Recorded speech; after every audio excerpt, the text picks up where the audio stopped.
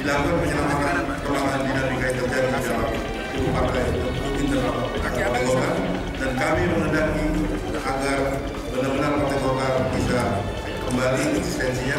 Perlu langkah-langkah yang dapat menyelamatkan partai, bahkan mengembalikan kejayaan partai. Denpasar, Bali bakal menjadi tuan rumah Musyawarah Nasional Partai Golkar versi Abu Rizal Bakri. ARB mengklaim didukung oleh 34 Dewan Pimpinan Daerah tingkat 1 di seluruh tanah air. Kompetisi politik, baik eksternal maupun internal, pasti ada aspirasi. Pasti ada sikap-sikap politik yang berpihak, apalagi memilih orang. Gitu. DPD 1 dan DPD Indonesia itu menyampaikan aspirasinya secara tertulis kepada Pak Abu Rizal Bakri. Pak Abu Rizal Bakri itu tidak pernah mencalonkan diri seperti yang lainnya. Oleh karena itu Pak Abu Rizal itu ada di Jakarta, di rumahnya, di kantornya, didatangi oleh para voters. Inilah bagian daripada instrumen demokrasi. Dan tidak ada pemaksaan, tidak ada intimidasi. Tanya bapak-bapak ini ketua DPD 1, ini para pemimpin ini. Di sini ada gubernur, ada wakil gubernur, ada bupati, ada ketua DPRD.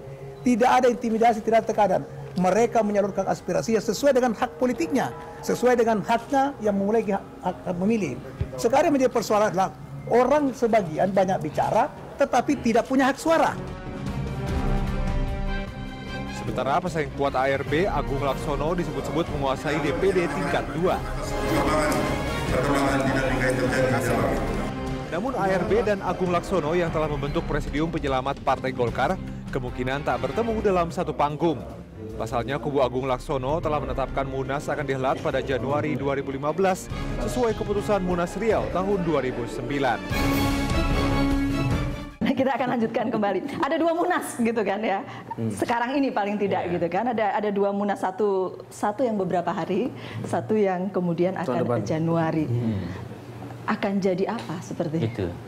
Terus terang saya berharap ada semacam win-win solution di antara dua kubu ya. Maksudnya sekian hari ada pertemuan antara dua kubu? Ya, ada dua mediator utama, Akbar Tanjung dengan JK, yang mencoba memfasilitasi titik temu antara dua kubu. Dan Akbar Tanjung sebagai daihatnya Abu Rizal sudah mengeluarkan pernyataan yang menurut saya menarik. Dia mengatakan bahwa presidium tidak konstitusional, tetapi juga menyarankan Ical untuk menunda Munas. Jadi ini jalan tengah. Jadi jalan tengah, cari titik temu, toh cuma 1 bulan kan dari jadwal 30 November, apa susahnya buat Abu Rizal Bakri? Jangan-jangan Pak Ate harus ketemu Pak JK dulu. Nah, masalahnya adalah bertemu kedua orang ini yang jadi masalah. Sampai sekarang ada sedikit lah. Ada masalah karena dulu kan Pak Akbar mengkritik JK sebagai saudagar pengusaha gitu ya, yang membuat Golkar berubah gitu ya. Tapi poin saya, ini kan situasi di mana Partai Golkar menjadi pertaruhan. Karena itu orang seperti Pak Habibie, orang seperti JK, orang seperti Akbar Tanjung itu harus turun tangan untuk menyelamatkan Partai Golkar. Sebab kalau misalnya tidak, itu saya khawatir betul-betul ada dua Munas dan dua kepengurusan dan dua partai. Ya, tapi memang gimana ya, pertanyaan soal kalkulasi politik di belakang konflik seperti ini. Jadi ada yang bilang tadi kan Mas Burhan, ini soal seolah-olah masalahnya direduksi di dalam atau di luar KMP, kan gitu. Kalau kita lihat orang seperti Agung Laksono bilang, ya kita tidak di dalam, tapi mengkritik pemerintah tidak boleh sekeras partai-partai yang lain, katanya begitu kan. Kan mereka Golkar memang tidak punya tradisi seperti itu. Dan saya termasuk yang tidak terlalu percaya bahwa sebetulnya taruhan atau kalkulasinya cuma itu.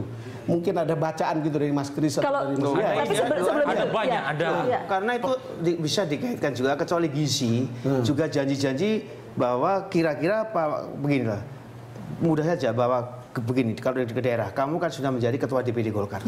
Ketua DPD itu nanti pasti akan kemungkinan besar ketua KMP. Dan ketua KMP otoritasnya besar. Besar dalam apa? Oh, dalam soal pemilihan nanti pilkada dan lain sebagainya, itu mungkin ada benefit-benefit yang ujung-ujungnya gizi juga. Tapi pertanyaannya KMP kapan? Memang kita percaya KMP akan berlangsung 5 tahun. Sebenarnya begini loh, kalau ini kemudian kalau menurut saya, kalau Abu Rizal ini menjadi ketua umum lagi, itu menurut saya musligli akan smooth.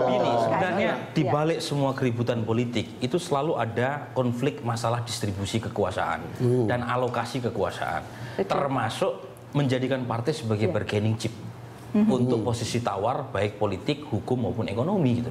Jadi ini sebenarnya yang jarang dikupas. Jadi ada aspek ekonomi politik hukum di belakang tarik-menarik itu. Dan di belakang konflik. Ya inilah wajah politik kita. Gitu ya. Mas Bas. Ya kalau lihat dari solusi yang ditawarkan Akbar Tanjung, saya kira itu yang terbaik. Dan Mas Bas yakin akan ketemu dua kubu sebelum Munas 30 atau Munas mundur? Kalau lihat sejarah Golkar, mereka selalu mampu mengelola konflik untuk menjadi konsensus baru, pengalaman selama Orde Baru, dan ini kan semua kan anak-anak Harto yang cepat. Tampaknya Mas Bas yakin bahwa tidak akan makin besar apinya. Tapi yang bukan baru pecah dari Nasdem juga kan? Iya kan?